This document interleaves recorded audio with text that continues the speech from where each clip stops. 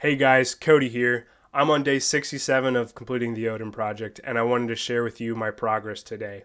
So today I spent 5 hours completing the Odin project, going through several modules within the JavaScript course.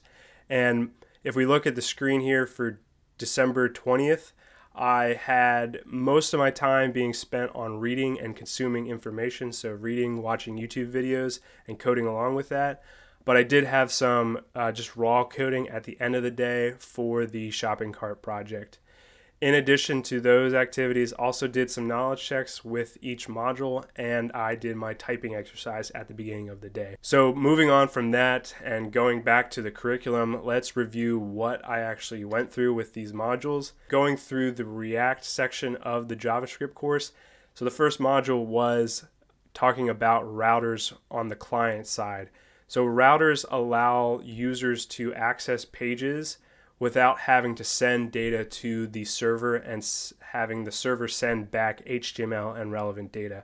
So essentially your app gets loaded on the client end, and then these routers and these links that you make with these routers update the components based off of user interactions that you defined, and it updates the page with the relevant components for those specific pages that the user is navigating to.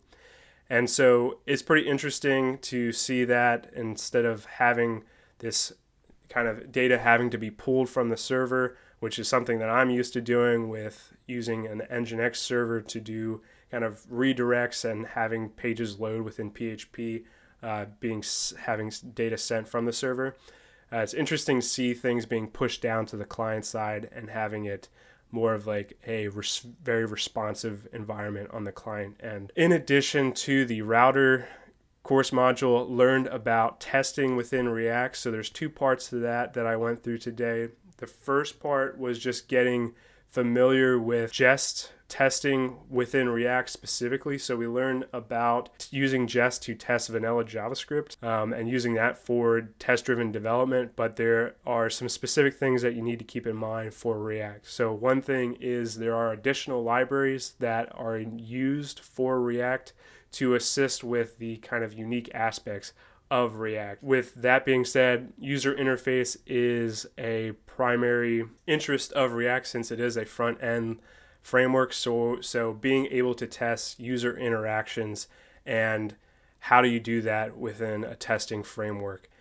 In addition to that, learned about snapshot tests within this section. So snapshot tests essentially take a snapshot of the HTML that's rendered and then uses that as a test going forward for development. And then essentially it'll render what your new code is going to do and then test that relative to the snapshot of the previous HTML. And if it's off even a little bit, then it'll come back as a failure. So there's a second part to the React testing that I also got through today, and this was focused more on some of the more complex issues of testing within React.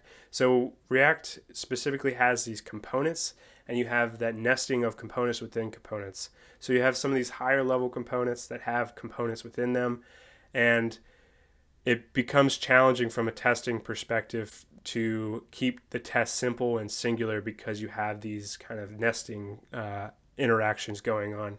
So this course module was focusing on how do we write mockups for component children and also for callback functions, which are particularly relevant for React and these specific situations. Lastly, I did get some work done for the shopping cart project. So I took what I learned in those past three modules from the router to the React testing and put together a game plan for how do I want to go about attacking this project.